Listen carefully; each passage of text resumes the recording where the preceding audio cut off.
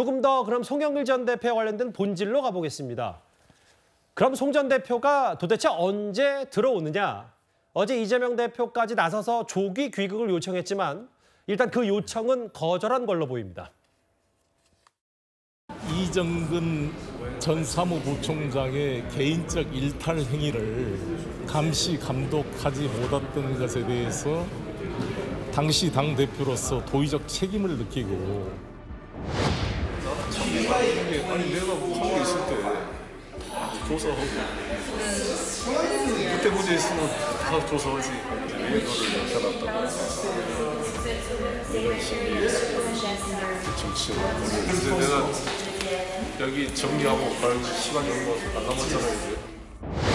당 대표로서 깊이 사과드립니다. 송영길 전 대표의 조기 귀국을 요청했다는 말씀도 드립니다. 수사기관에 정치적 고려가 배제된 신속하고 공정한 수사를 요청합니다. 확인된 사실관계에 따라서 그에 상응하는 책임과 조치를 다할 것이고 근본적인 재발 방지 대책도 확실하게 마련하겠습니다.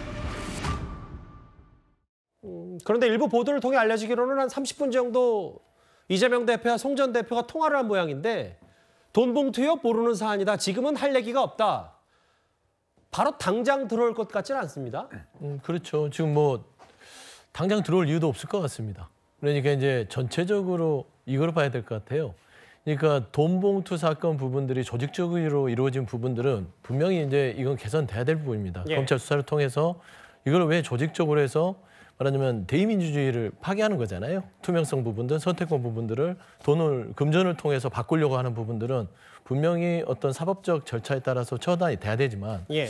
지금 현재 이재명 대표가 사과를 했고 당에서도 지금 뭐 진상조사를 한다고 하지만 진상조사 부분보다는 검찰로 넘어갔잖아요. 예. 근데 송영길 전 대표가 들어오신다 해서 지금 검찰 자체가 송 전 대표가 관련이 있다거나 지시를 했다거나 관여가 됐다거나 이런 상황이 없잖아요.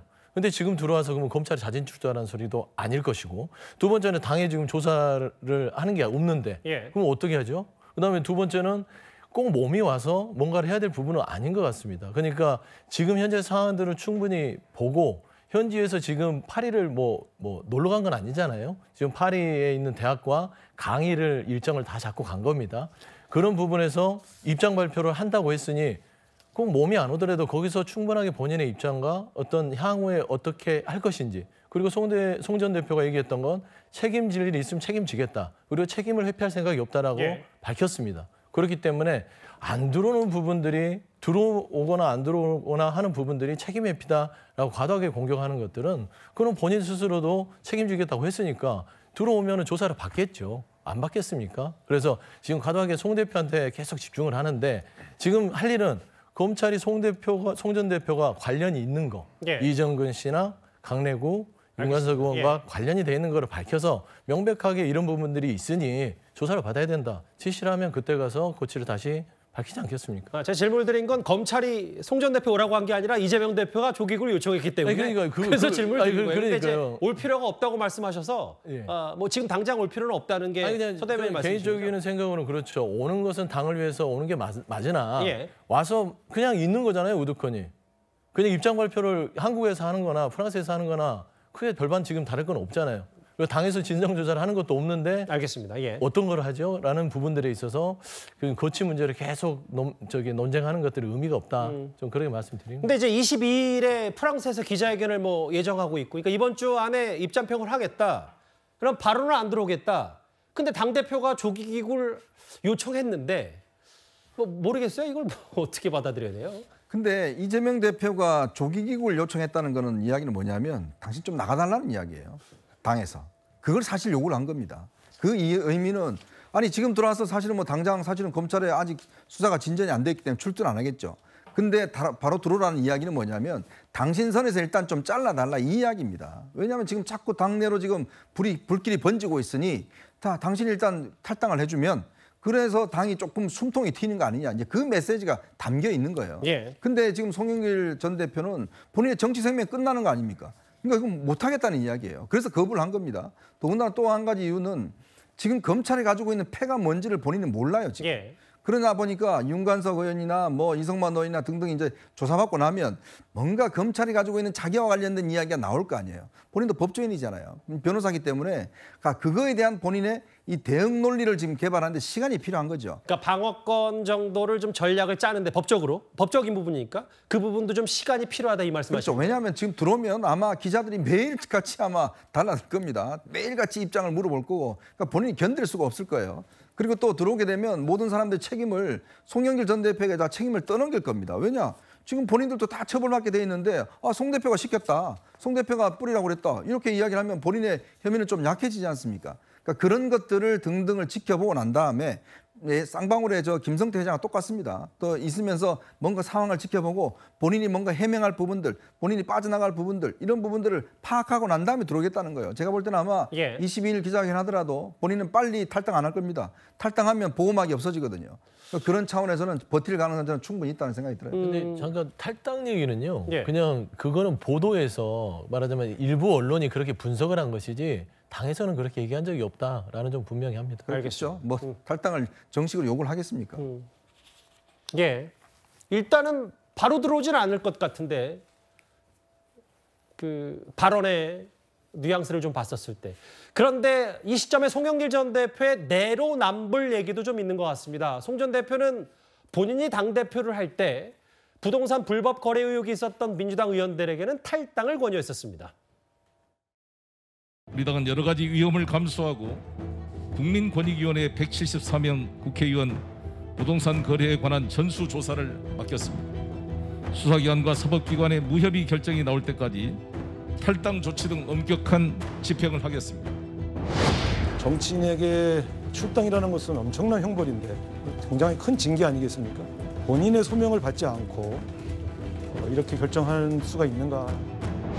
이제 본인 입장에서는 뭐 실제 사실관계를 알았건 몰랐건 간에 캠프 안에서 있었던 일 아닙니까? 정치인이라고 하면 모름지기에도 무한 책임의 자세를 마땅히 지녀야 되는 것이고 조속히 입국을 해서 또 설명할 건 설명을 하는 과정을 밟아야 되지 않겠어요? 그건 일단 20일 지켜보고 판단하시죠. 너무 앞서간 질문하지 마시고. 박홍근 원내대표도 조기 귀국 얘기를 했는데 근데 송 전 대표가 부동산 투기 의혹이 있었을 때 당시 절친했던 우상호 의원도 탈당하라고 얘기했더니 또 본인 관련해서는 이렇게 너무 너그러운 거 아니냐는 비판도 좀 있는 것 같아요. 네, 맞습니다. 뭐 이게 이제 민주당의 내로남불이 뭐 어제 오늘 얘기는 아니니까요. 그래서 이전 사례하고 자꾸 비교돼서 얘기가 나오는데 아까 이제 서 대변님도 잠깐 말씀해 주셨지만 지금 뭐 조기 귀국을 하면 마땅히 할 일이 없다. 뭐 그렇게도 말씀을 하셨는데 그거는 전혀 아닙니다. 왜냐하면 지금 중요 범죄의 이제 피의자거든요. 피의자고 지금 녹취까지 어느 정도 나와 있는 상황이고 이런 상황이면 검찰 소환 조사도 불가피합니다. 그래서 오면 만약에 조기 귀국을 한다 그러면 검찰 소환 조사도 제가 볼 때 당연히 필요하고 뭐 거기다가 제가 볼 때는 뭐 상황 따라서는 뭐 공항에서 바로 체포가 될 수도 있어요. 체포영장이 청구가 될 수도 있는 이건 어디까지나 가정입니다. 네, 뭐 가정입니다. 그래서 뭐 오셔서 할 일이 없다. 제가 볼 때 그 상황은 아닌 것 같고 전체적으로 지금 그래서 이 내로남불 딜레마에 빠진 게 이제 이재명 대표 이게 이재명 대표의 책임이 굉장히 좀 크다고 봐요. 왜냐하면 지금 이재명 대표의 체제 하에서는 송영길 의원한테도 강하게 뭐 출당을 요구한다든지 아까 뭐 아니라고 말씀하셨지만 어떤 강한 징계 조치를 취할 수가 전혀 없습니다. 지금 왜냐하면 당대표가 지금 큰 사법 리스크를 겪고 있는 상황에서 그러면 뭐 당신은 뭐냐 이재명 대표는 뭐냐 이거 내로남불 아니냐 뭐 누구 보고 출당하래 어떻게 보면 당헌 80조 적용 그 예외까지 해가면서 지금 이재명 대표는 자리를 지키고 있잖아요. 그러면 이재명 대표 입장에서 또 뭐 감찰을 할 거냐 뭐 감찰을 한다고 해도 지금 누가 누구를 감찰할 거냐 이것도 결국 내로남불 딜레마에 빠져요. 그리고 감찰을 해서 결과가 나와도 문제가 됩니다. 왜냐하면 결과가 굉장히 뭐 강하게 어떤 제재 조치가 나온다 그러면 이러면 뭐 당신은 뭐냐 또 내로남불에 빠져요. 그리고 제재 조치가 안 나오면 또 계파 갈등이 생깁니다. 그럼 송영길 대표 감싸기냐 이렇게 나오기 때문에 지금 전체적으로 민주당이 지금 이재명 대표의 내로남불 딜레마에 빠져 있다고 봐도 저는 무리가 아니다 그런 생각이 듭니다. 논평 중에 뭐 피의자라고 송 전 대표를 말씀하셨는데 이건 뭐 알 수가 없고 네, 뭐 검찰이 수사망을 좁히는 건 대략적으로 알려진 사실이지만 뭐 피의자로 됐다 이건 뭐 확인할 수 없는 사안이기 때문에 그건 좀 지켜봐야 되겠죠. 근데 다만 김종민 의원 비명계 김종민 의원 얘기는 이게 옛날 같으면 벌써 난리 날 일인데 당의 윤리 감각이 엄청나게 퇴화가 됐다. 뭐 이재명 대표에 겨냥한 것 같기도 하고요. 그렇죠. 아니 이재명 대표를 포함해서 일부 이제 친명계가 그런 얘기들을 하죠. 오늘 뭐 보니까 이제 친명계 좌장이라는 정성호 의원도 이게 뭐 결국 기름값, 뭐 식대, 뭐 이런 수준 아니냐, 뭐 이런 식으로 얘기를 했더군요. 그런 걸 보면 이 300만 원 돈 봉투라는 거의 심각성, 이런 부분을 친명계에서는 자꾸 과소평가하는 것 아니냐. 그러다 보니까 바로 김종민 의원처럼, 김종민 의원 비명계입니다. 이제 비명계는 이 부분을 조금 더 객관적으로 볼 수가 있겠죠. 객관적으로 보면 적어도 현역 의원 20명 정도한테 돈 봉투가 300만 원씩 건네졌다는 게 결코 가벼운 범죄가 아닙니다. 왜냐하면 이 문제로 과거 판례를 봐도 처벌받은 사람들이 있거든요. 그렇기 때문에 뭐 일반 그냥 실무 당직자 수준을 훨씬 뛰어넘어서 현역 의원한테 돈 봉투 300만 원짜리가 건네졌다는 거는 지금 친명계 일각에서 아무리 이걸 과소평가하더라도 누군가는 책임지고 그 책임이 송영길 전 대표가 얘기했듯이 정치적 책임 이뿐만이 아니고 법적인 책임도 틀림없이 져야 되는 상황이거든요. 그렇기 때문에 제가 보건대는 송영길 전 대표가 본인이 얘기했던 논리적 일관성, 지난번에 부동산 투기 의혹과 관련해서 그걸 유지하려면 적어도 이 부분에 관해서 뭐 본인 스스로 탈당을 했다가 나중에 무죄를 입증하고 뭐 다시 입당을 하는 한이 있더라도 지금 이대로 그냥 넘어가기에는 그 상당히 문제가 많다. 그러니까 내로남불 지적을 또 피할 수가 없다. 김종민 의원의 비판 저것도 또 달게 받아야 된다. 이런 생각을 합니다.